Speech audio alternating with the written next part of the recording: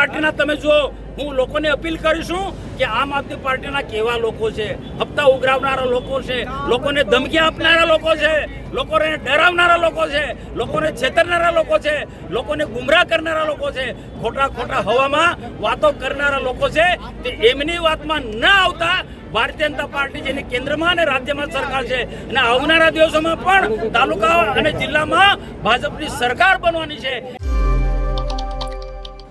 નર્મદાના રાજકારણના બે ચર્ચિત ચહેરા મનસુખ વસાવા અને ચેતર વસાવા વચ્ચે હવે ચૂંટણીને લઈને ખરાખરીનો જંગ જામ્યો છે, કારણ કે આજે મનસુખ વસાવા ડેડિયાપાડા પહોંચ્યા હતા અને ડેડિયાપાડા પહોંચી અને મનસુખ વસાવા દ્વારા શું કહેવામાં આવ્યું છે એની વિગતે ચર્ચા કરીશું। નમસ્કાર, હું છું ઉજ્જવલ અને આપ જોઈ રહ્યા છો નિર્ભય ન્યૂઝ। આમ તો ડેડિયાપાડામાં ચેતર વસાવાને જવાની મનાઈ છે, પરંતુ આનો ફાયદો મનસુખ વસાવા અને ભાજપ પૂરી રીતે ઉપાડી રહ્યા હોય એવું લાગી રહ્યું છે। ભાજપના અનેક નેતાઓ ડેડિયાપાડા જઈને આવ્યા અને હવે આજે મનસુખ વસાવા પણ ડેડિયાપાડા પહોંચ્યા હતા। ડેડિયાપાડામાં જે સ્થાનિક સ્વરાજ્યની ચૂંટણીમાં ભાજપના ઉમેદવારો ઊભા રહેવાના છે, એમના ફોર્મ ભરવા માટે ક્યાંક ને ક્યાંક એક વિશાળ રેલીનું આયોજન કરવામાં આવ્યું હતું અને મનસુખ વસાવાએ ત્યાંથી ચેતર વસાવાને લઈને પણ વાત કરી છે ને એનાથી પણ વિશેષ ખાસ કરી અને આમ આદમી પાર્ટી ઉપર આકરા પ્રહારો કર્યા છે અને આમ આદમી પાર્ટીને લઈ અને મનસુખ વસાવા દ્વારા શું કહેવામાં આવ્યું એ પણ સાંભળી લઈએ। આજે ભરૂચ જિલ્લાના નર્મદા જિલ્લામાં તાલુકા પંચાયતની જિલ્લા પંચાયતના ઉમેદવારોના ફોર્મ ભરાઈ ચૂક્યા છે। આજે નર્મદા જિલ્લામાં પણ બધી જ તાલુકા પંચાયત બધા જ જિલ્લા પંચાયતના ફોર્મ ભરાયા છે। સવારમાં 11 કલાકે નવા ચિગદા તાલુકાના ફોર્મ ભરાયા, ગઈકાલે સાગબારા તાલુકા પંચાયતના ફોર્મ ભરાયા અને આજે ડેડિયાપાડા તાલુકા પંચાયતના સભ્યો અને જિલ્લા પંચાયતના ઉમેદવારોનો ફોર્મ ખૂબ મોટી સંખ્યામાં કાર્યકર્તા ભાઈ બહેનોની હાજરીમાં ઉપસ્થિતિમાં તેમના સમર્થનમાં આજે ફોર્મ ભરાયા છે। આજે જે પ્રકારે જનમેદની અને કાર્યકર્તાઓનો જુસ્સોનો ઉત્સાહ હતો એ જોતાં હું ચોક્કસ વિશ્વાસ સાથે કહી શકું છું, હું અનેક પ્રકારની વિધાનસભાની ચૂંટણી લડ્યો છે, તાલુકા પંચાયતની ચૂંટણીઓ કે સરપંચની ચૂંટણીઓ પણ લડાઈ ચૂક્યો છું, એટલે ચૂંટણીઓનું ગણિત મને ખબર હતું।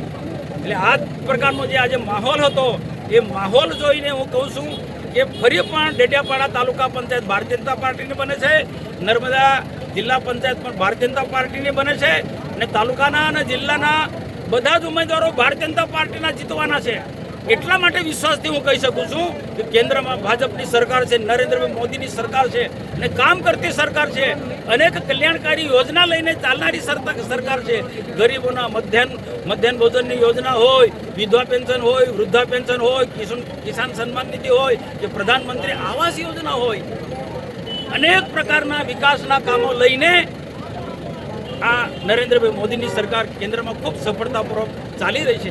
એ જ રીતે ગુજરાતમાં પણ ભૂપેન્દ્રભાઈ પટેલ માનનીય મુખ્યમંત્રી નરેન્દ્રભાઈ મોદીના માર્ગદર્શનમાં આજે ગુજરાતનો ઝડપથી વિકાસ કરી રહ્યા છે। એમાં આદિવાસી સમાજનો, આદિવાસી વિસ્તારનો પણ ખૂબ સર્વાંગી વિકાસ કરી રહ્યા છે। આદિવાસી સમાજના, આદિવાસી ગામડાને પણ તમામ પ્રકારની સુવિધાથી અમે સજ્જ કરી છે। અમારી તાલુકા પંચાયત, જિલ્લા પંચાયત અને રાજ્ય સરકારની યોજના અમે ઘરે ઘરે પહોંચાડી છે, ગામડે ગામડે પહોંચાડી છે અને હજુ આવનારા દિવસોમાં જ્યાં ઘટતું હશે ત્યાં અમારા નવા ચૂંટાયેલા તાલુકાના સભ્યો અને જિલ્લાના સભ્યો એ પૂર્તતા કરશે। અમારી પાસે એવા ઉમેદવારો છે કે સંસ્કારી ઉમેદવારો છે, સજ્જન ઉમેદવારો છે। અમારી પાર્ટી ભારતીય જનતા પાર્ટી સિદ્ધાંતોને વરેલી પાર્ટી છે, આદર્શને માનવાવાળી પાર્ટી છે, સરકારનો પણ 5-10 વહીવટ માનવાવાળી પાર્ટી છે। તો અમારા ઉમેદવારો પણ એવા જ છે।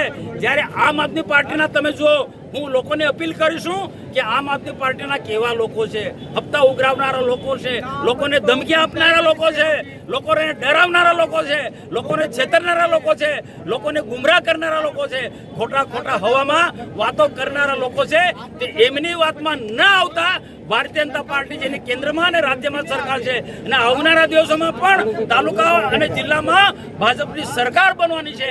એવા ભાજપના બધા જ ઉમેદવારો, તાલુકાના ઉમેદવાર, જિલ્લાના ઉમેદવાર ને આપણે ભારતીય જનતા પાર્ટીને ઓળખીને મત આપવાના છે, કમળના નિશાનને ઓળખીને મત આપવાના છે.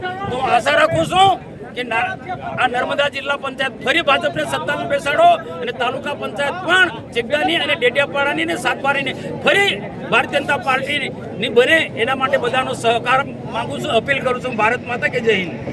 હવે અહીંયા વાત એવી સામે આવી રહી છે કે જ્યારે ચેતર વસાવા પણ આ આખી બાબતને લઈ અને નિવેદનો આપી રહ્યા છે અને ચેતર વસાવા દ્વારા એવું કહેવામાં આવી રહ્યું છે કે ડેડિયાપાડામાં ભલે ચેતર વસાવાને જવાની મનાઈ હોય, પરંતુ ચેતર વસાવા પર લોકોને, ખાસ કરી અને ડેડિયાપાડાના લોકોને ભરોસો છે અને ડેડિયાપાડાના લોકો ચેતર વસાવા પોતે ભલે વિસ્તારમાં ના જાય તો પણ ચેતર વસાવાને અને ખાસ કરી અને આમ આદમી પાર્ટીને મત આપશે અને આમ આદમી પાર્ટીને મજબૂતાઈથી આગળ વધારશે. અને બીજી તરફ હવે મનસુખ વસાવા ડેડિયાપાડામાં પહોંચ્યા અને ત્યાંથી તેમના દ્વારા પણ વાત કરવામાં આવી છે કે આમ આદમી પાર્ટી ઉપર ભરોસો ન કરવો અને ભાજપને મત આપવાની વાત કરવામાં આવી છે. હવે જોવાનું રહેશે, કારણ કે ચેતર વસાવાનો ગઢ છે ડેડિયાપાડા અને ડેડિયાપાડામાં જઈ અને મનસુખ વસાવાએ વાત તો કરી દીધી છે, પરંતુ બીજી વાત એ પણ છે કે ચેતર વસાવા અને આમ આદમી પાર્ટી ઉપર ક્યાંક ને ક્યાંક ડેડિયાપાડાના લોકોને ભરોસો છે ને એ ભરોસો તોડવો ભાજપ માટે અઘરું પડી શકે છે. કારણ કે ચેતર વસાવા ભલે ડેડિયાપાડામાં જાય કે ના જાય, પરંતુ ચેતર વસાવાએ જે આટલા